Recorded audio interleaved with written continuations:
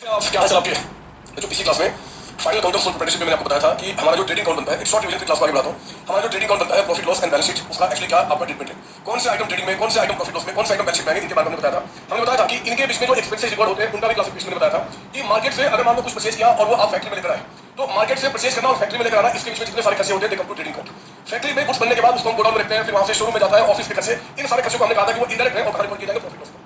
हम ये भी बात करते हैं कि बैलेंस शीट के अंदर में जो सिर्फ हमारे एसेट्स होते हैं, कैपिटल होता है और लायबिलिटी होता है, उनको यहां रिकॉर्ड किया जाएगा। अब याद होगा मैंने आपको आइटम्स की क्लासिफिकेशन करते समय मैंने वेट की बात की थी, जहां पे खली का और आपने एग्जाम्पल में बताया था, उस बात को भी ध्यान रखेंगे। और आज की क्लास को शुरू करने के पहले और लास्ट क्लास में एक बात मैंने बताई थी कि जैसे ये हमारा ट्रायल बैलेंस है, इसका डेबिट कॉलम और क्रेडिट कॉलम आपका, इसमें जितने भी आपके एसेट्स, लायबिलिटी और कैपिटल आपके होते हैं, ये सारे अपने बारे में क्या बताते हैं जी, balances at the end of year, साल के एंड में इनका बैलेंस कितना है। और ये जो हमारा आपका एक्सपेंसेस होते हैं बच्चे एंड जो रेवेन्यू होते हैं, ये क्या बताते हैं जी, बैलेंसेस आपका ड्यूरिंग द ईयर, यानी कि पूरे साल में आपके एक्सपेंस कितने हुए हैं, पूरे साल में रेवेन्यू कितना हुआ, हम इसके बारे में आपसे चर्चा की थी। मैंने ये भी बताया था कि एग्जांपल देके कि जैसे मान लो कि एसेट्स में एक नाम आपका डेटर्स का है और एक्सपेंस में मान लो एक नाम है बैलेंस का है ट्रायल बैलेंस के अंदर। बैलेंस क्या कहता है कि 10,000 का अमाउंट है और डेटर्स कहता है कि 2 लाख रुपए का अमाउंट है। मैंने बोला था कि क्या ये बैलेंस इस डेटर्स में से माइनस होगा? नहीं माइनस होगा। क्यों नहीं माइनस होगा? क्योंकि ये जो बैलेंस हुआ है बच्चे वो ड्यूरिंग द ईयर हुआ, यानी कि साल के बीच में, और जो भी साल के बीच में आपका बैलेंस हुआ है वो नो डाउट कि एंड का बैलेंस निकालते समय ऑलरेडी माइनस हो चुका होगा, इसलिए उसको माइनस नहीं करेंगे। और इसलिए कहा गया है कि जो भी ट्रायल बैलेंस के अंदर आइटम्स होते हैं उनकी एक जगह पोस्टिंग होती है, चाहे तो वो ट्रेडिंग में, चाहे प्रॉफिट लॉस में, चाहे बैलेंस शीट में, क्योंकि आपस में आइटम्स प्लस माइनस हो चुके हैं। आज जो आपको लगता है कि एक्सपेंस या रेवेन्यू है उसको हम रिकॉर्ड करेंगे ट्रेडिंग और प्रॉफिट लॉस में। अगर आपको लगता है कि वो एसेट्स, कैपिटल, लायबिलिटी है तो रिकॉर्ड करेंगे बैलेंस शीट। इतनी सारी बातें हो चुकी हैं।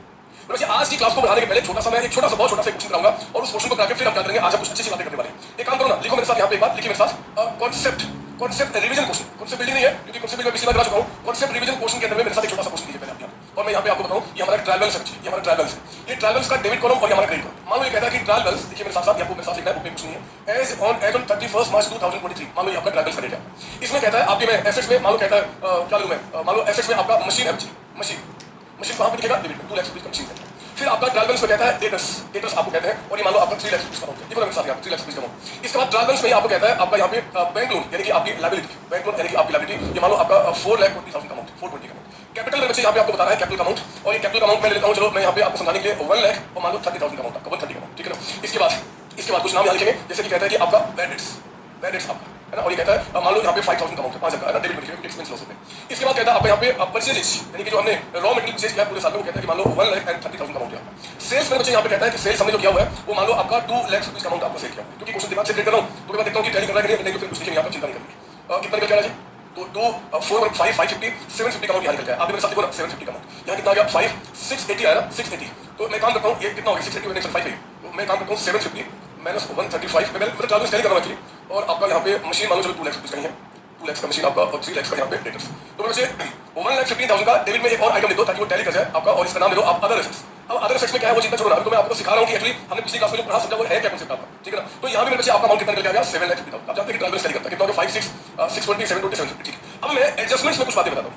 एडजस्टमेंट्स का मतलब क्या जी, जो या तो इनके बारे में इन्फॉर्म करेगा या कुछ एडिशनल इन्फॉर्मेशन आपको देगा। इसमें कहता है नंबर 1 में वो कहता है कि चार्ज डेप्रिसिएशन, अब साथ साथ लिख रहे हैं charge depreciation at the rate of 10% on machine. वो कहता है कि मशीन पे आपको 10% का डेप्रिसिएशन चार्ज करना है। और वो दूसरा एडजस्टमेंट कहता है मेरे बच्चे फर्दर बैलेंस का मतलब हो गया ये ट्रायल बैलेंस बनने के बाद फिर से कुछ पैसा डूब गया, ये तो ट्रायल बैलेंस बनने तक डूबा था। ट्रायल बैलेंस बनने के बाद कहता है कि फिर से यहाँ पे 10,000 का अमाउंट आपका डूब गया, 10,000 का अमाउंट आपका डूब गया। बोलता है कि आपका थर्ड एडजस्टमेंट लिखो यहाँ पे कि हमारे पास क्लोजिंग स्टॉक, यानी कि साल के एंड में कुछ स्टॉक भी बचा हुआ है, और क्लोजिंग स्टॉक कहता है कि रुपीज आपका 25,000 है, 25,000 का। वो कहता है कि prepare financial statement of sole proprietor, एक सोल प्रोप्राइटर है और इसका मेरे बच्चे हमें क्या करना है, फाइनेंशियल स्टेटमेंट बनाना है। तो फाइनेंशियल स्टेटमेंट सोल प्रोप्राइटर में क्या होगा, ट्रेडिंग अकाउंट, प्रॉफिट लॉस और बैलेंस शीट, है ना, तो हमें उसको बनाना है। अब ना शुरू करते हैं सोल्यूशन में। आप मेरे साथ रेडी कीजिए यहाँ पे एक तो ट्रेडिंग अकाउंट, मैंने आइटम्स जानबूझ के बहुत कम दिए हैं इसलिए क्योंकि बच्चे आपका जो पिछली क्लास था उसका रिवीजन करा फिर क्लास को आगे बढ़ाऊंगा। और एक आप लिखेंगे मेरे साथ यहाँ पे प्रॉफिट लॉस अकाउंट, एक आप बनाएंगे प्रॉफिट लॉस अकाउंट। ये तीनों अकाउंट आपके एक ही पेज पे बन जाएंगे, तो 1/3 पेज पे ट्रेडिंग, 1/3 पे प्रॉफिट लॉस एंड 1/3 पे आप बैलेंस शीट बनाएंगे। बैलेंस शीट का बनता है एज ऑन 31 मार्च 2023, यानी कि साल के एंड का आपका बैलेंस शीट, ठीक है ना। तो ये कहता है कि बहुत ध्यान देना है, सुनो ना मेरी बात ध्यान से, मेरी बात मैं स्टार्ट करता हूँ। मशीन हमारा क्या है, एसेट्स है, हम बैलेंस शीट में लिखेंगे मशीन कितने का मशीन आपका 2 लाख है। लेकिन ध्यान रखना ये 2 लाख का मशीन बता रहा है बच्चे, ये वो वैल्यू नहीं है जो साल के एंड में। सर क्यों? क्योंकि ये जो वैल्यू है 31 मार्च जो साल का एंड का बता रहा है उसमें कह रहा है कि अभी डेप्रिसिएशन चार्ज करो, यानी कि अभी इस वैल्यू में हमने इस साल का डेप्रिसिएशन चार्ज नहीं किया है। तो बच्चे हमें क्लोजिंग वैल्यू को बिल्कुल जानने के लिए कि एंड में एक्चुअल वैल्यू कितना है, हमें इसमें क्या करना होगा, इसके डेप्रिसिएशन को माइनस करना होगा। कितना बता रहा है वो 10%, तो आपको 20,000 का यहाँ पे डेप्रिसिएशन माइनस करके फिर यहाँ पे 180 लिखना होगा। इस 180 का मतलब हुआ वो बैलेंस जो अब साल के एंड में एक्चुअल बैलेंस। सर आपने तो पिछली क्लास में कहा था कि एसेट्स का मतलब कि balance eight the end of year, हाँ मैं बच्चे दोबारा कह रहा हूँ कि एंड में है, लेकिन मैंने ये भी तो कहा था कि कई सारे ऐसे एडजस्टमेंट्स होते हैं, कई सारी ऐसी बातें होती हैं जिनका यहाँ पे अभी एडजस्टमेंट नहीं हुआ, वही नीचे आपको बताता है। तो हमें इनको कंसीडर करके एक्चुअल जो एंड में वैल्यू है ना वो देखना है, ठीक है। हमें एंड का वैल्यू आपका एक्चुअल तो हमने क्या मशीन में डेप्रिसिएशन माइनस कर दिया, मशीन आपका 180 का, और वो जो 20,000 का आप डेप्रिसिएशन चार्ज कर चुके हो वो तो हमारा एक्सपेंस है। करंट ईयर में जिस वैल्यू को हम यूज कर लिए होते हैं हमारा एक्सपेंस होता है, और वो जो डेप्रिसिएशन आपका है ना एक्सपेंस कहाँ जाएगा, प्रॉफिट लॉस में। तो आप ध्यान रखेंगे टू डेप्रिसिएशन ऑन मशीन और अमाउंट कितना आपका हो गया यहाँ पे 2,000। है ना। हमारे पास साल के एंड में जो एसेट्स की वैल्यू है वो यहाँ लिखा जाएगा, और जिस वैल्यू को करंट ईयर में हम यूज कर चुके हैं वो हमारा एक्सपेंस होता है, जाएगा आपका। आगे बढ़ना एक कहता है कि 3 लाख का, ये भी मेरे बच्चे मेरा एसेट्स है, मैं 3 लाख रुपये यहाँ पे लिखूंगा, लेकिन इसको भी अंदर में ही लिखूंगा, इसलिए क्योंकि सुनो मेरी बात, ये जो 3 लाख का डेबिट्स बता रहा है ना, देखो इसमें यहाँ पे एक बैलेंस दिया हुआ है ट्रायल बैलेंस के अंदर, लेकिन ये जो बैलेंस है इस 3 लाख में से आप दोबारा माइनस मत करना, क्योंकि जो भी कुछ साल के बीच में होता है वो ऑलरेडी माइनस होगा, हम दोबारा माइनस नहीं करेंगे। लेकिन बच्चे यहाँ जो फर्दर बैलेंस हो गया 10,000 का, यानी कि जो ट्रायल बैलेंस आपने बनाया था उसके बाद फिर से कुछ डेबिट्स होते हैं, हम उनका एडजस्टमेंट करेंगे ना, तो ये 10,000 क्या होगा जी, आपका यहाँ से माइनस किया जाएगा। तो आप यहाँ पे लेस करेंगे क्या, फर्दर बैलेंस का मतलब ये ट्रायल बैलेंस बनने के बाद फिर से यहाँ पे डूब गया, कितना अमाउंट डूब गया आपका जी 10,000, है ना। तो डेटर्स हमारे पास क्या होगा जी, अब जो एक्चुअल एंड में बैलेंस हो कितना आपका 290 का, और जो प्रॉफिट लॉस अकाउंट में आप यहाँ पे बैलेंस लिखोगे, बैलेंस आपका कि हमारा बैलेंस कितना हुआ, तो पता क्या बोलोगे आप, कि मुझे ट्रायल बैलेंस बनने तक 5,000 डूब गया था, एक तो वो हमारा बैलेंस है करंट ईयर का, और ट्रायल बैलेंस बनने के बाद 10,000 और हमारा डूब गया, तो टोटल बैलेंस हमारा कितना हो चुका है 15,000, जितने भी लॉसेज हैं एक्सपेंसेस सब करंट ईयर लिखे जाएंगे, ठीक है ना। ये भी काम कर दिया। अदर एसेट्स को लेकर हमने कोई एडजस्टमेंट आपको नहीं बताया है, तो हमारा अदर एसेट्स साल के एंड में माना जाएगा कि उतनी वैल्यू का आपका है, और वो वैल्यू आप हेल्प करके कितना जी 1 लाख 1 लाख बनता है। आप मेरी बात समझ लो ना, आपने बचपन में जब 11वीं 12वीं क्लास में सब पढ़ा हुआ आप लोगों ने, हम तो आज आपके लेवल को प्रोफेशनल लेवल पर लेके आ रहे हैं जो आपका लेवल है एक्चुअली, ताकि दूसरे जो बच्चे उनसे अलग नजर आए। तो ये भी हमने काम किया। बैंक लोन में बच्चे हमारी लायबिलिटी होती है, बैलेंस शीट के लायबिलिटी साइड में आप यहाँ पे बैंक, ठीक है ना, ये कितना आपका 4,20,000 का 420। फिर कहता है आपका कैपिटल 130, कैपिटल इस साइड लिखिए, है ना, याद रखना इस साइड में सिर्फ लायबिलिटी नहीं आता, इस साइड का नाम क्या होता है कैपिटल प्लस लायबिलिटी। तो कैपिटल का अमाउंट कितना है 130, अभी हम अंदर ही लिखेंगे, रीजन क्या है बाद में बताऊंगा, 130 जो आपने वेरियस में बच्चे 5,000 का हुआ है, इन्वेस्टमेंट रिकॉर्डेड नाउ, परचेज जो 130 है, ये फैक्ट्री तक के खर्चे होते हैं, आप उसको यहाँ रिकॉर्ड करेंगे। परचेज ये डायरेक्ट एक्सपेंस माने जाते हैं। ओपनिंग स्टॉक के बारे में कुछ नहीं बता रहा है, क्वेश्चन में कुछ नहीं है, हम परचेज से शुरू करेंगे। सेल्स में बच्चे 2 लाख रुपए का अमाउंट है, तो आप यहाँ लिखिए बाय सेल्स, सेल्स हमारे कितने का आ गए यहाँ पे 2 लाख रुपए, है ना, सारे रेवेन्यू यहाँ एक्सपेंस यहाँ रिकॉर्ड होते हैं। नाउ पॉइंट 1 खत्म, पॉइंट 2 खत्म। क्लोजिंग स्टॉक कहता है कि 25,000 का। ध्यान से मेरी बात सुनो, मैं जानता हूँ कि आप सब कुछ जानते हो, फिर मेरी बात आपको सुननी होगी। आगे के जो टिपिकल कॉन्सेप्ट अभी आने वाले हैं बच्चों, उन पे जबरदस्त तरीके से मास्टरी करनी है। नो रट्टाफिकेशन, भूल जाओ कि संतोष सर से पढ़ने के बाद या पढ़ने के समय कोई रट्टाफिकेशन आपको चीज होती है, एक ही चीज पे पूरा कॉन्सेप्ट के साथ आपको बात समझनी पड़ेगी। पता है ये 25,000 का जो स्टॉक बच गया ना, ये इसमें से तो बचाओ, जितने गुड्स मेरे बच्चे हमने इस बार परचेज किया, जितना रॉ मटेरियल परचेज किया 130 का, इसमें से 25,000 का गुड्स बच गया, मतलब इस साल वो यूज नहीं हुआ, इस साल वो नहीं बिका, हमने उसको सेल नहीं किया, तो जो बच गया वो इस साल का एक्सपेंस नहीं माना जाएगा। वैसे एक्सपेंस का मतलब होता है जो करंट ईयर आपका है ना, इस करंट ईयर में जितने को आपने यूज कर लिया वो आपका एक्सपेंस होता है। जो इस साल यूज नहीं हुआ अगले साल यूज होगा, फ्यूचर में जो अगले साल यूज होगा ना वो हमारा एसेट होता है। ठीक वैसे जैसे मशीन 2 लाख में 20,000 हमने यूज कर लिया, जो यूज किया हमारा एक्सपेंस बन गया। 180 की जो वैल्यू है ना वो भी हम आगे यूज करेंगे, तो जो भी आगे हम यूज करेंगे उसको क्या बोलते हैं, एसेट्स बोलते हैं। उसी तरीके से ये जो 25,000 का स्टॉक बच गया, तो इस 25 को हमें इसमें से माइनस करना होगा। अकाउंट्स में माइनस करने का दो तरीका होता है, या तो आप इस 130 को अंदर लिखो और यहीं से 25 माइनस करो, तो वो यहाँ यूज नहीं, या फिर दूसरा तरीका होता है माइनस करने का, जो भी इसमें से माइनस करना उसको अपोजिट साइड। हम लोग बचपन से इसमें से माइनस करने के लिए क्लोजिंग स्टॉक को इस साइड लिखना सीखे, तो वही काम करते हैं। हम यहाँ बोलेंगे क्या जी बाय क्लोजिंग स्टॉक, यानी कि आप दुनिया को ये बताना कि हमारे संतोष सर ने बोला है कि क्लोजिंग स्टॉक यहाँ पे जो 25,000 लिखा जा रहा है, इसका मतलब जितना बुक्स हमने परचेज किया है ना, इसमें से 25,000 हमने माइनस कर दिया। क्यों माइनस कर दिया? क्योंकि वो इस साल आपका यूज नहीं हुआ, वो कब यूज होगा, अगले साल यूज होगा। और आप जानते हैं कि जो भी अगले साल यूज होता है वो आपका एसेट होता है, और इसीलिए बच्चे इस क्लोजिंग स्टॉक को क्या करेंगे, बैलेंस शीट में हम यहाँ पे स्टॉक के रूप में रिकॉर्ड करेंगे। स्टॉक क्लोजिंग स्टॉक कुछ भी लिखो फर्क नहीं पड़ता, बैलेंस शीट में स्टॉक का मतलब क्लोजिंग स्टॉक है। सारे क्लोजिंग तो है, मशीन का क्लोजिंग, डेटर्स का क्लोजिंग, आपका अदर एसेट्स का क्लोजिंग, स्टॉक का क्लोजिंग, वो कुछ भी आप करते हैं, ठीक है ना। बस और भी कोई नाम दिख रहा है क्या? नहीं सर, अब आप इसको क्लोज कीजिए, इसको क्लोज कीजिए। ऐसे तो समझने के लिए मैं आपको बताऊं, आपने बहुत प्यारे बच्चे इसलिए आपको बता रहा हूं, समझने के लिए मैं कैसे इंटरप्रेट कर रहा हूं। 130 का बुक्स हमने परचेज किया था, इस 130 में 25,000 का इस बार कुछ यूज नहीं हुआ, तो उस 25 को माइनस कर दो। तो जो कुछ इस बार यूज हुआ ना वो 1,05,000 का है, 1,05,000 का, एंड 1,05,000 की बुक्स को हमने 2 लाख में बेचा है। तो 1,05,000 की बुक्स को अगर 2 लाख में बेचते हैं तो 95 का हमें प्रॉफिट हो गया। बताओ इस प्रॉफिट को क्या बोलते हैं? ग्रॉस। तो हमने यहाँ पे बोल दिया कि ये तो हमारा ग्रॉस प्रॉफिट है, कितना है 95,000। ये एक्चुअल बैलेंस शीट है, ये समझने का तरीका होता है। लेकिन बचपन से हमने क्या पढ़ा है? बचपन से हमने पढ़ा है कि 2 + 25 2,25,000 हो गया, ये 225 यहाँ पे लिखिए, एंड 225 इसको माइनस करो, जो बैलेंस शीट में आएगा जीबी, यहाँ तो जीबी, यहाँ तो चीज वही आगे 95। समझ लो या फिर जैसे करो क्या जाता है। फिर इस ग्रॉस प्रॉफिट को मेरे बच्चे हम लोग यहाँ लिखते हैं बाय ग्रॉस प्रॉफिट, है ना, कितना आपका जी 95,000। इस 95 में आपके 35,000 और खर्च हो गए। जरा बताइए कि 95 में 35 खर्च हो गया, कितना बच गया? 60,000। यहाँ कितना बच गया? 60। इस 60 को हम लोग क्या बोलते हैं? Net profit. और मेरे प्यारे बच्चों बहुत ध्यान से मेरी बात सुनना, ये जो आपका नेट प्रॉफिट है ना 60,000, ये प्रॉफिट ओनर का होता है। सोल प्रोप्राइटरशिप में एक ही ओनर होता है और उसी ओनर का ही प्रॉफिट है। तो इस प्रॉफिट को क्या करते हैं ना कि ओनर का जो कैपिटल है ना हम उसमें ले जाकर इसको ऐड कर देते हैं। नेट प्रॉफिट जो कि ओनर का है, तो ओनर के कैपिटल में क्या बोलते हैं कि देखो जी आपका कैपिटल पहले 130 था, एंड फर्म ने जो प्रॉफिट कमाया वो भी आपका ही है, तो चलो हम अपने कैपिटल में ऐड कर देते हैं। अब आपका कैपिटल बिजनेस में कितना हो गया? 190 का। और बिलीव कीजिए अगर हमने सब कुछ सही किया ना बच्चे, तो दोनों साइड टैली करना चाहिए। 4 + 5 कितना हो गया? 6,10,000। यहाँ पे आपका आ गया 60। उधर कितना निकल के आ रहा है? 180 + 290 और प्लस 115,000 और प्लस आपका 25,000। यहाँ भी आ गया आपका 6,10,000। यहाँ कितना हो गया? 6,10,000 टैली करके। तो एक्चुअली जो पिछली क्लास में मैंने आपको पढ़ाया था उसको मैंने समझाया कि क्या मतलब होता है एडजस्टमेंट्स का और क्या बातें होती है। कोई डाउट इसके अंदर नहीं हो भी नहीं सकता, इसलिए हो सकता है क्योंकि आपको मैं इतना स्लो पढ़ाऊंगा तो आपको गंदा लगेगा। लेकिन मेरे बच्चे क्या करूं, आदत से मजबूर हूं। जब तक मुझे खुद सेटिस्फेक्शन नहीं होता कि मेरे बच्चे सब समझ चुके हैं, मुझे आगे बढ़ने का मन नहीं करता, तो आप गुस्सा नहीं करना, ये आपके लिए कराते हैं, इसमें कोई डाउट नहीं। पता है ये जो एडजस्टमेंट्स है ना यहाँ पे पूरे चैप्टर में एक ही गेम है, और वो गेम क्या है जी? इन एडजस्टमेंट्स को लेकर पूरे चैप्टर के अंदर कि एडजस्टमेंट्स जो आपके होते हैं वो डिफरेंट तरीके के होते हैं। अब उन डिफरेंट तरीके का क्या ट्रीटमेंट होगा बस वो आपको समझना है, और उन्हीं बातों को समझाने के लिए बच्चे आपकी बुक में मैंने स्टार्टिंग के 23 क्वेश्चन बनाए 23 क्वेश्चन, यानी कि 23 क्वेश्चन तक अगर हम कर जाए तो दुनिया का कोई भी एडजस्टमेंट जो एग्जाम में आया है या जो आ सकता है सारे हमने कवर किए। आप देख सकते हैं मेरे बुक के अंदर में मैंने क्या किया जी, सारे एडजस्टमेंट्स को समझाने के लिए आपको छोटे क्वेश्चन बनाए। आओ ना देखते हैं क्या निकल जाता है। आइए पहले मैं सब शुरू कीजिए इन एडजस्टमेंट्स को समझने के लिए। पहले क्वेश्चन नंबर 9, आप मेरे बुकलेट का क्वेश्चन नंबर 9 देखेंगे। सर 1 क्लियर नहीं कराओगे क्या? सब कराएंगे बच्चे, क्यों चिंता करते हो? लेकिन पहले 9 पे आओ ना और लिखो ना मेरे साथ यहाँ पे सोल्यूशन ऑफ क्वेश्चन नंबर 9 आपका एडजस्टमेंट्स क्या क्या हो सकते हैं उन्हीं के बारे में यहाँ पे चर्चा करें। और एक आप प्रॉमिस करेंगे अपने संतोष से कि जब तक मेरा क्वेश्चन 23 तक जब तक मैं पूरा पूरा एंड ना कर लूं, आप कभी भी भूल कर भी इफ और दिमाग में लेकर नहीं आएगी। आप उतना ही दिमाग चलाओगे जितना आपके संतोष से बोलेंगे, क्योंकि इसके बीच में इफ और आ गया ना बच्चे को काम खराब हो जाए। इसके बाद जितना सोचना सोचना और कुछ डाउट है तो पूछना, डाउट सेशन टाइप पे रहता हूं आपके लिए। देखो मैं क्या होता है, कुछ डाउट पूछेंगे नहीं, पहले आइए आपको का क्वेश्चन नंबर 9 पढ़ेंगे मेरे साथ। 9 कहता 9 में कि ट्रायल्स आपको दिया हुआ है 31 मार्च को, जिसमें कहता है कि मशीन आपका 2 लाख का है, एडिशन टू मशीन कहता है बच्चे आपका 50,000, और ये एडिशन का हुआ जी 1 अक्टूबर 2021। पता है यहाँ पे एक्चुअली अगर कोई पूछे ना कि बताओ जी कि 31 मार्च 2022 यानी कि साल के एंड में आप बताओ साल के एंड में आपका मशीन कितना है, तो आपका मशीन कितना बताएंगे? 2,50,000 है ना। देखो ट्रायल्स में एक मशीन दिख रहा है, एडिशन टू मशीन दिख रहा है, तो टोटल मशीन आपका 250 का है। और पता है इन्होंने 250 की मशीन को दो पार्ट में क्यों बता दिया? अक्सर ये तब करते हैं जब आपको वो इन्फॉर्म करना चाहते हैं कि देखो जी सारा मशीन स्टार्टिंग से नहीं आ रहा। जैसे इस क्वेश्चन में हमने तो यहाँ पे किया ना, हमने क्या किया, जितना भी मशीन आपके पास है इन सब पे हमने क्या किया, 10% डेप्रिसिएशन चार्ज कर दिया। क्यों चार्ज कर दिया? इसलिए चार्ज किया क्योंकि हमने एज्यूम किया कि सारी मशीन हमने इस साल पूरे साल यूज किया, मतलब पिछले साल से आ रहा है। लेकिन बच्चे अगर मान लो सारे मशीन आपके पिछले साल से नहीं आ रहे हैं, कुछ मशीन आपने इस साल परचेज किया है, तो एग्जामिनर दो तरीके से आपको बातें बता सकता है। या तो उस मशीन को ट्रायल्स में अलग से दिखा देगा जैसे इस क्वेश्चन में बोल रहा है, या फिर उसके बारे में नीचे इन्फॉर्म करेगा देखो जी जितना मशीन आपके पास है ना उसमें से कुछ मशीन हमने क्या किया है इस रेट को परचेज। इन एनी सर्कमस्टेंस में हमें कोई दिक्कत नहीं बनता, हम जानते हैं कि भैया मशीन हमारे पास टोटल एंड में कितना है 250 का, बस आगे बढ़िए। रेंट कहता है कि 40 है, सैलरी कहता है कि 30 है, कमीशन रिसीव कहता है कि 10 है, फीस रिसीव मेरे बच्चे कहता है कि 20,000 का होता है। इसी कहता है डिफरेंट में charge depreciation 10% per annum machine पे 10% चार्ज करना है। Rent due but not paid कहता है कि 5,000, commission due but not receive कहता है कि 2,000, fees receive in advance 3,000 and salary includes 12,000 paid for next. मैं इस क्वेश्चन में आपकी कुछ बीमारियां जो बचपन की लगी हुई होगी ना कि क्या प्रीपेड क्या है उसको भी दूर करूंगा, चिंता नहीं करो। लेकिन आपने कसम खाया कि आप अपने संतोष के साथ चलेंगे, आपका दिमाग बिल्कुल हमारे साथ चलेगा, आगे ना पीछे। एक काम करो ना, 9th में बच्चे आप रहिए यहाँ पे एक आपका ट्रेडिंग अकाउंट मेरे साथ स्टार्ट करेंगे ट्रेडिंग अकाउंट, और लिखो ब्रैकेट में एक्सट्रैक्ट का मतलब होता है ये पूरा ट्रेडिंग अकाउंट नहीं बचे, हम इससे जीपी नहीं निकालेंगे, हम इसमें जीपी नहीं निकालेंगे, हम तो सिर्फ एडजस्टमेंट्स को सीख रहे हैं। अगर हमें जीपी निकालना होता ना, जीपी या प्रॉफिट लॉस या बैलेंस शीट, तो फिर आपको फुल फ्लेज क्वेश्चन ट्रायल्स देता है जहां पे दोनों साइड टैली करना है। जब ये दोनों साइड टैली करेगा तभी मैं इसको फुल फ्लेज बना सकता हूं। लेकिन आप देख सकते हैं इस क्वेश्चन में मैंने जो आपके बनाया हुआ है वो आइटम्स दोनों साइड टैली नहीं कर रहे क्योंकि एक्सट्रैक्ट है, इसमें से मुझे एडजस्टमेंट सिखाना आपको, तो ठीक है। ये जो profit loss account again bracket में एक्सट्रैक्ट का मतलब होता है छोटा सा टुकड़ा जिसमें मैं एडजस्टमेंट सिखा रहा हूं, भूल कर भी आप यहाँ पे जीपी या एनपी निकालने की कोशिश मत करना। और अगेन बैलेंस शीट में भी मेरे बच्चे यहाँ पे आपका एक्सट्रैक्ट है, एक्सट्रैक्ट यानी कि छोटा सा टुकड़ा, भूल कर भी बैलेंस शीट को टैली करने के बारे में मत सोचना क्योंकि टैली नहीं होगा, क्योंकि हमने ट्रायल्स को टैली करके दिखाया है। ठीक है ना, आइए शुरू करते हैं।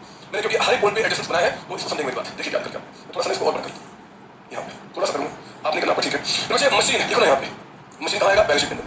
तो मशीन जो आपका ओपनिंग यानी कि स्टार्टिंग से बता रहा है वो मशीन कहता है कि आपका 2 लाख का है, यानी कि अंदर 12 फाइल फिगर लिखेंगे। इसमें ऐड कीजिए आपका एडिशन टू मशीन, एडिशन आपने जो किया है कितने का जी 50,000 उसको ऐड कीजिए।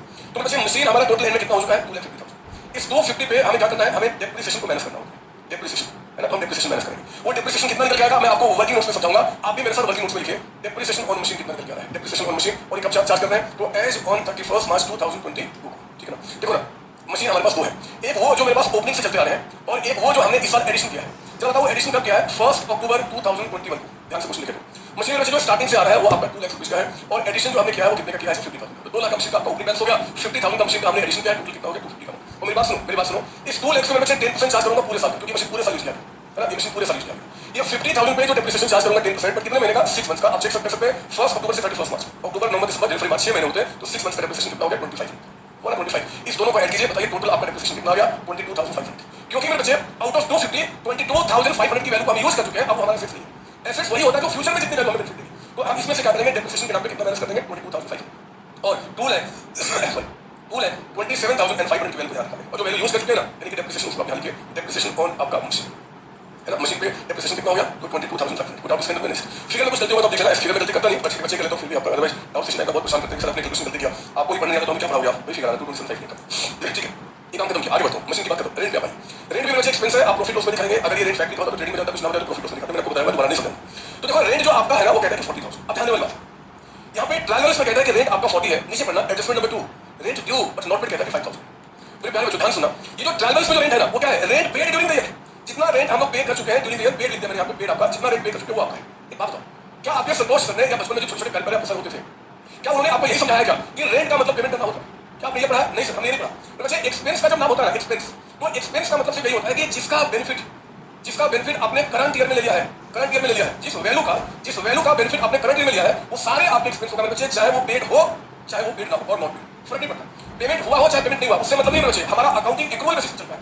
एक्रूअल बेसिस का मतलब होता है कि करंट ईयर में जिसका भी हमने बेनिफिट ले लिया वो हमारा एक्सपेंस होता है, जिसका भी बेनिफिट ले चुके हो, पेमेंट हुआ या नहीं हुआ फर्क नहीं पड़ता, पेमेंट इस साल हो अगले साल हो पिछले साल हो क्या फर्क पड़ता है। तो सुनो ना, यहाँ पे अगर मुझे रेंट नाम का एक्सपेंस अगर रिकॉग्नाइज करना है तो जरा बताओ रेंट हम कितना पे कर चुके हैं, ट्रांसलेट करके बताइए 40,000 इतना पे कर चुके हैं। और पॉइंट नंबर 2 में कहता है कि भैया 5,000 का रेंट पे करना बकाया है। क्यों है? ड्यू का मतलब क्या, हमने काम ले लिया, हमने जगह को यूज कर लिया, पे नहीं किया, उसको बोलते ड्यू। तो बेनिफिट बेनिफिट लेंगे ना बच्चे। यानी कि अगर मान लो एक्सपेंस कोई पूछे कि बताओ रेट कितना है, तो आप 40 नहीं कहना, आप कहना कि हम 45,000 कहेंगे, ये 45,000 रेट हमारा एक्सपेंस है। इसलिए मैं बच्चे प्रॉफिट लॉस अकाउंट में जितना रेट पे किया वो प्लस जो अभी आउटस्टैंडिंग है ना उसको भी आप ऐड कीजिए 5,000, और बाहर कितना दिखाएंगे 45,000, ये 45,000 आपका रेट कितना होना है 45,000, तो 45 हम यहाँ पर रिपोर्ट करें। और हाँ आप मुझे बताओ, सुनो मेरी बात, कि आउट ऑफ 45,000 आप कितना पे कर चुके हो? आउट ऑफ 45 कितना पे कर चुके हो? 40 जो पे कर चुके हो वो तो कैश में से माइनस हो चुका होगा। यानी कि इस क्वेश्चन में कैश नहीं लिखा हुआ, अगर मान लो बैलेंस शीट में कोई नाम कैश का होता तो कैश में से माइनस हो चुका है, जितना पे कर चुके हो कैश में से माइनस हो चुका होगा, कैश हमेशा एक आपको पता है। लेकिन बच्चे जो अभी पे करना है, जो अभी पे करना है, इसको लादी ना, क्यों लादी है? क्योंकि अगर हमें साल के एंड में कहा जा रहा है कि 5,000 अभी पे करना है, तो ये ऑब्लिगेशन क्रिएट हो रहा है कि मुझे पे करना है, और उस ऑब्लिगेशन को बैलेंस शीट में क्या करते हैं, लायबिलिटी के नाम पर रिपोर्ट करते हैं। आउटस्टैंडिंग रेट कितना आपका होगा 5,000। एक काम करोगे थोड़ी सी और क्लियरिटी लाने के लिए आपने इसी क्वेश्चन में जहां फीस रिसीव है ना उसके नीचे एक नाम लिखिए कैश, लिखो ना कैश, और अमाउंट कर लो 3 लाख, उसमें लिखो आप 3 लाख। समझाने के लिए सारा बात समझना चाहता हूं इसलिए आपका, और मेरा जगह बस कम हो रहा है, मैंने खामखा यहाँ पे इतना कम कर दिया, बट कोई बात नहीं, मैं तो बैलेंस शीट को ऊपर से बना दूंगा। सर हम कैसे बना करें? अरे आप अगले पेज में जा सकते हो, जगह मत करो, कौन से पे आप ये रहा हमारा। मैं मुझे एक्चुअली सारी बातें को समझानी है, और मैं चाहता नहीं कि थोड़ा भी शॉर्टकट में लूं। ये बैलेंस शीट का हमारा क्या था, एक्सट्रैक्ट था, ठीक है? ये क्या लिखा था जी हमने, एक बार आउटस्टैंडिंग रेट था, ठीक है? सुनिए मैं क्यों कर रहा हूं, ये जो कैश 3 लाख लिखा है ना उसको क्या करो आप यहाँ पे लिखो पहले बैलेंस शीट में 3 लाख कैश हमारे पास। अब आपको बात समझ में आएगी ज्यादा। पता है जो कैश आपके पास 3 लाख रुपए है और हमारा रेट कितना 45,000, तो रेट जो आपका 45 में लिखा ना बच्चे 45,000 रुपए, इस 45 में जितना आप पे कर चुके हो वो ऑलरेडी कैश में से मैंने सोच चुका है। क्योंकि ट्रायल बैलेंस में अगर कुछ कैश दिख रहा है तो कब का बता रहा, एंड ऑफ ईयर का। एंड ऑफ ईयर का मतलब कि जो भी हमने पूरे साल में पे किया रिसीव किया सब कुछ प्लस माइनस हो चुका है। तो बच्चे ये जो 45,000 है इसमें से जितना पे कर चुके हो हम उसका दोबारा कुछ नहीं करेंगे, कैश में से माइनस होगा। लेकिन जो 5,000 एडजस्टमेंट्स में दिया हुआ है ना 5,000, वो अभी तो हमने पे किया ही नहीं, तो हमने कहा कि भैया एक दो एक्सपेंस में ऐड कर दो, और क्योंकि अभी पेमेंट करना है, अभी पेमेंट नहीं हुआ है, वो हमारा लायबिलिटी बन गया, ऑब्लिगेशन क्रिएट हो गया, उसको लायबिलिटी। आज क्लास के बाद जब घर से बाहर निकलोगे आप दोस्तों के बीच में जाओगे, कुछ रिलेटिव्स आपके घर में आएंगे और वो पूछ लेंगे इतना बताओ कि आपने आउटस्टैंडिंग रेट को यहाँ क्यों लिखा है, प्रॉफिट लॉस में क्यों लिखा है? आप उनको बड़े आदर से कहना कि आपका सवाल गलत है। उनको समझाना कि हमने आउटस्टैंडिंग रेट को यहाँ पर नहीं दिखाया, हमने तो प्रॉफिट लॉस अकाउंट में क्या दिखाया है, रेट दिखाया है, हमने एक्सपेंस दिखाया है, एक्सपेंस दिखाया मतलब जितने का हमने बेनिफिट किया है। तो बच्चे प्रॉफिट लॉस में रेट है 45,000, आउटस्टैंडिंग रेट कहाँ पे है, बैलेंस शीट के अंदर। क्योंकि आउटस्टैंडिंग मतलब क्या पे करना है, पे करना हो लायबिलिटी रेट हो गया, लायबिलिटी कहाँ बैलेंस शीट में दिखा, ये बैलेंस शीट में दिखा। दोबारा गुस्सा नहीं करना सर, इतना क्वेश्चन आ रहा हूं क्योंकि मैं जानता हूं बच्चे यहीं पे कौन से पेपर खराब होते हैं। दुनिया वाले आपसे पूछते हैं कि जरा बताओ कि आपने प्रॉफिट लॉस में यहाँ पे क्या रिकॉर्ड किया, आप बोला रेट, सिर्फ रेट बोला, हमने तो रेट दिखाया, रेट हमारा एक्सपेंस है वो हमने 45,000 दिखाया। दुनिया वाले पूछते हैं कि आउटस्टैंडिंग रेट को कहां दिखाया, बोला कि बैलेंस शीट में लायबिलिटी, बोला कि हमारा पे करना, ठीक है ना, इसको ध्यान रखें। अच्छा आगे बढ़िए, अगला नाम क्या है जी, सैलरी का। देखो ना ट्रायल बैलेंस में तो ना सैलरी भी कहां जाएगा, प्रॉफिट लॉस अकाउंट में सैलरी, और ये सैलरी देखो ना कितना 30,000, तो सैलरी जो हमने पे किया है ट्रायल बैलेंस देखिए कितना बता रहा है 30,000 का, 30,000 रुपए का, ठीक है? इसके बारे में भी नीचे में कुछ एडजस्टमेंट है बच्चे, एक बार सुनिए मेरे साथ, वो एडजस्टमेंट क्या बता रहा है सैलरी के बारे में, कहता है पॉइंट नंबर 5 में, इस salary includes 12,000 paid for next year. पता है ये जो हमने जितना पे किया ना 30,000, ये कहता है कि ये जो करंट ईयर आपका है, करंट ईयर में आपका जो हमने 30,000 पे किया है, 30,000 पे किया है, ये सारा का सारा करंट ईयर का नहीं है। कहता है कि इसमें से 12,000 वो है जिसका बेनिफिट अभी फ्यूचर में यानी कि नेक्स्ट ईयर आपको मिलेगा। तो मेरे बच्चे सुनो ना, अगर 30,000 सैलरी हम पे कर चुके हैं तो पूरे 30 हम कैश में से माइनस कर चुके हैं, जितना हमने पे किया वो सब कैश में से माइनस हो चुका है ना। लेकिन क्या पूरे 30 को हम करंट एक्सपेंस दिखा क्या, क्या पेमेंट करना एक्सपेंस होता है क्या? नहीं, पेमेंट करना एक्सपेंस नहीं होता। अभी बताया आपने जिस वैल्यू का बेनिफिट हमने करंट ईयर में लिया है ना, करंट ईयर में वही हमारा एक्सपेंस होगा करंट ईयर में, और जिस वैल्यू का बेनिफिट आपको फ्यूचर में मिलता है, फ्यूचर में हम उसको क्या बोलते हैं, एसेट्स बोलते हैं। तो बच्चे आपने 30,000 पे किया है, पूरे 30 कैश में से माइनस हो चुके हैं, हमें यहाँ कोई दिक्कत नहीं है। लेकिन जब हम एक्सपेंस दिखाएंगे ना तो 30 नहीं दिखाएंगे, कहेंगे भैया 30 में से लेस कर दो, माइनस कर दो जिसका बेनिफिट अभी तक नहीं लिया, यानी कि प्रीपेड सैलरी। प्रीपेड का मतलब हो गया एडवांस में पे किया वो सैलरी आपको, है ना। प्रीपेड तो क्या एडवांस, प्रीपेड सैलरी हम यहाँ से माइनस कर देंगे कितना 12,000 का, 12,000 यानी कि सैलरी जो हमारा करंट एक्सपेंस है ना वो कितना सिर्फ आपका 18,000, जिसका बेनिफिट हम करंट मिलेंगे, और जिसका बेनिफिट मेरे बच्चे फ्यूचर मिलेगा ना, जिसका फ्यूचर में हमारा एसेट्स है, उस 12,000 को हम क्या करेंगे बैलेंस शीट में यहाँ रिकॉर्ड करेंगे और कहेंगे प्रीपेड सैलरी कितना 12,000। मुझे नहीं लगता कि इसमें किसी तरह की आपको परेशानी होनी चाहिए, बिल्कुल सिंपल सी बात है। हमने कहा कि भैया इस साल हमने कैश कितना पे कर दिया है, हमने कैश पे किया 30,000, ठीक है। हमने पूछा 30 में बताओ एक्सपेंस कितना दिखाओगे, एक्सपेंस यानी कि सैलरी, हमने कहा कि भैया सैलरी को एक्सपेंस हम उतने को ही दिखाएंगे जिसका बेनिफिट हमने करंट में लिया है 18,000। इसमें से 12,000 जिसका बेनिफिट हमें फ्यूचर में मिलेगा हम उसको क्या नाम से दिखाएंगे, प्रीपेड सैलरी, क्योंकि वो भी हमारा एसेट्स है जब तक हम उसका बेनिफिट ना दें, है ना। तो वही काम किया, कैश जो 30,000 जा चुका है कैश में से माइनस हो चुका होगा, दोबारा थोड़े करेंगे, साल बीच में पेमेंट किया, जो आपने बेनिफिट ले लिया बच्चे वो हमने एक्सपेंस दिखाया, और जिसका बेनिफिट अभी आपको फ्यूचर में मिलेगा हम उसको क्या करेंगे, एसेट्स दिखाएंगे। अगर कोई दोस्त आपसे बोल देता है कि प्रीपेड सैलरी को आपने कहां दिखाया, मत कहना कि हमने प्रॉफिट लॉस दिखाया, ना बच्चे हमने प्रॉफिट लॉस माइनस किया है, उसको हमने वहां दिखाया नहीं, कहां दिखाया, बैलेंस शीट में दिखाया।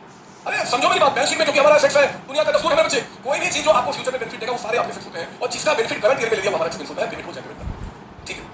सर चिल्ला क्यों? अरे मेरी तबियत खराब है, और मेरी जब तबियत खराब होती है मैं बहुत चिल्लाता हूं, प्लीज डरना नहीं मेरी आवाज से, ऐसे बहुत बात करता हूं। आगे बढ़ो, मशीन हो गया, रेट हो गया, सैलरी हो गया, कमीशन रिसीव्ड, देखो आप कमीशन रिसीव कहते हैं 10,000 का, तो वैसे कमीशन रिसीव्ड है ना वो हमारा इनकम है, तो हम इनकम को कहां दिखाएंगे, अपने प्रॉफिट लॉस के क्रेडिट साइड पे। तो हमने कहा कि बाय कमीशन आपने जो रिसीव किया है ना, रिसीव्ड कितना रिसीव किया है बताइए यहाँ पे, वो कहता है कि 10,000, लिखो ना यहाँ पे, मैंने सब पे एडजस्टमेंट डाले हुए, इसलिए ध्यान सुनना पड़ेगा।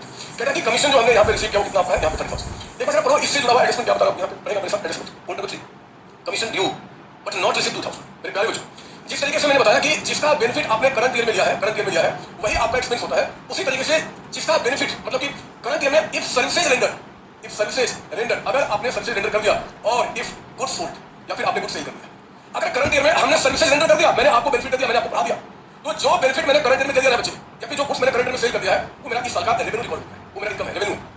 चाहे दोनों ही केस में, चाहे आपका कैश रिसिप्ट और नोट, पैसा रिसीव हुआ या नहीं हुआ, उससे फर्क नहीं पड़ता। हमने कहा कि भैया अगर करंट ईयर में सर्विसेज हमने रेंडर कर दिया, मतलब आपके लिए काम कर दिया, या फिर मैंने कुछ आपको सेल कर दिया, तो इस साल का ही इनकम मानेंगे हम उसको, बाद में पहले की बात नहीं करेंगे। और ये आप बचपन से करते हैं। आप याद कीजिए, सेल्स जो आपका होता था ना, गुड्स बेचा कैश भी चाहे क्रेडिट भी, वो सारे सेल्स को आप यहाँ पर रिपोर्ट करते हैं। अब जो कुछ हमने सेल किया, अगर उसके बदले में कैश आ चुका है तो बच्चे कैश आपका बढ़ जाता था, और अगर अभी पैसा रिसीव नहीं हुआ है तो याद कीजिए बैलेंस शीट में आप डेटर्स को दिखाते थे। दिखाते हो ना, हमने भी दिखाया था। अरे यहाँ देखो ना, अगर हमने गुड्स को सेल किया है लेकिन बच्चे अगर अभी तक हमने पैसा रिसीव नहीं किया तो हमारा क्या क्रेडिट हो सकता है? अगर पैसा रिसीव होगा तो कैश बैक हो चुका, सिंपल सी बात है। सेम चीज यहाँ पे है कि सर्विसेज रेंडर करना इनकम होता है, पैसा आए चाहे फर्क नहीं पड़ता। अब देखो यहाँ पे कमीशन को हमने रिसीव किया 10,000 ट्रायल बैलेंस में, पोर्ट में पड़ेंगे commission due but not receive 2,000। Due है, ड्यू का मतलब कि हमने काम कर दिया लेकिन से पैसा रिसीव नहीं हुआ, वो भी हमारा इनकम है। इनकम की 2,000 है मेरे बच्चे, मैं क्या करूंगा इस 10,000 में प्लस करूंगा आपका एक्रूड कमीशन, एक्रूड भी कह सकते हो, आपसे भी कह सकते हो, फर्क नहीं पड़ता। मतलब कमीशन ड्यू है, हमें रिसीव करना कितना है 2,000 का। तो मैं पूरे 12,000 में यहाँ पे इनकम करूंगा, पूरे 12,000। अब मैं आपसे पूछता हूँ कि बताओ 12,000 जो हमने यहाँ पे इनकम दिखाया, इस 12 में से कितना रिसीव कर चुके हैं कैश? 10,000। जो रिसीव कर चुके हैं मेरे बच्चे, वो तो हमारा कैश में ऐड हो चुका होगा, हम दोबारा थोड़ी ऐड करेंगे क्योंकि तो साल के बीच में आपका होगा।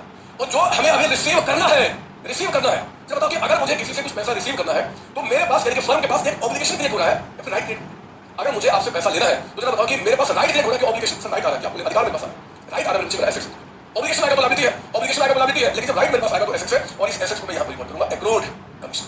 समझो मेरी बात ना, मैं बिल्कुल नहीं चाहता कि आप इन चीजों को रटो, समझो, तभी आगे के जो टिपिकल कॉन्सेप्ट आएंगे वहां पे आपको मजा आएगा, अदरवाइज नहीं बता पाएंगे। क्लियर यहाँ तक? तो आज के बाद कोई पूछते ना बाहर से निकलोगे कि बताओ जी एक्सपेंस का मतलब क्या होता है? अब बोला कि पेमेंट करना एक्सपेंस होता है, बोला क्या जिसका भी बेनिफिट हमने करेंट में ले रहे हैं वो हमारा एक्सपेंस होता है, पेमेंट को चाहे पेमेंट हो।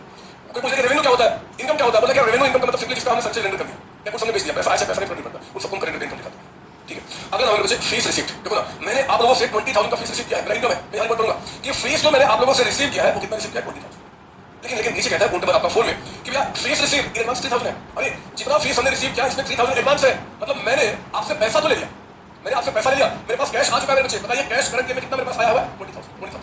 लेकिन क्या 20,000 का सर्विसेज रेंडर कर दिया? क्या मैंने आपको पढ़ा दिया? लेकिन यहाँ तो कहता है कि 3,000 ऐसा अमाउंट है जिसके जो एडवांस में रिसीव किया, मतलब अभी मुझे पढ़ाना है, अभी तो पढ़ाने में बच्चे जितने बच्चों को पढ़ा चुका हूँ ना, जिनको सर्विसेज रेंडर कर चुका हूँ, वही मेरा इनकम होगा। यानी कि फीस को जो इनकम के रूप में दिखाऊंगा वो 17,000 दिखाऊंगा, मेरा 17,000 रुपए इनकम है जिनको पढ़ा चुका हूँ। वो 3,000 जो मैंने एडवांस में रिसीव किया है, आपसे पूछता हूं, मुझे बताओ कि अगर मैं आपसे एडवांस में पैसा रिसीव कर लूं तो क्या वो एडवांस में जो पैसा रिसीव हुआ वो मेरे पास राइट लेकर आएगा या ऑब्लिगेशन क्रिएट करेगा? बताओ वो जो 3,000 आपसे जो मैंने कैश रिसीव किया इसमें जो मिला हुआ है उसके बदले में मेरे पास ऑब्लिगेशन क्रिएट होगा या फिर राइट आएगा? Sir obligation create. क्यों? मुझे पढ़ाना है।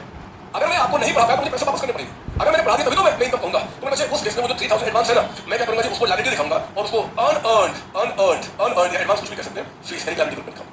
इसका मतलब कि जो 20,000 रिसीव किया ना, मैं इसमें से अगर 20,000 लिखा हुआ है तो 3 को मैं क्या करूंगा जी, माइनस कर दूंगा एडवांस फीस। मैं यहाँ पे माइनस करूंगा, मैं कहूंगा दुनिया वालों को कि 3,000 भी मेरा इनकम नहीं है, इनकम 17 है जिसके बदले में सर्विस रेंडर कर चुका हूं। और जो अभी रिसीव जो जिसको सर्विस देना लायबिलिटी है यहाँ लिखूंगा जी। तो आप यहाँ पे क्या करेंगे, अनअर्न्ड फीस आप यहाँ पे दिखाएंगे कितना 3,000। समझने वाली बात है कि जो पैसा आ चुका है ना वो तो कैश में मिला हुआ है, दोबारा थोड़ा ऐड करेंगे क्योंकि कैश में एंड ऑफ द ईयर का बता रहा है। उसमें से जितना आपका सर्विस रेंडर कर दिया उसका इनकम दिखाओ, और जो सर्विस रेंडर नहीं किया उसको क्या करेंगे, लायबिलिटी के रूप में दिखा देंगे। जब मैं अगले साल आपको पढ़ा दूंगा तो लायबिलिटी खत्म कर दूंगा और अगले साल इनकम ऐड कर दूंगा। यही तो चलता है, इसी पे तो काम होता है। डाउट इसमें नहीं। तो प्लीज कॉपी कीजिए और मेरे साथ कुछ नोट लिखिए, वो नोट जो आपको कभी बाद में परेशान रख रहे हैं लिखेंगे आप यहाँ पे।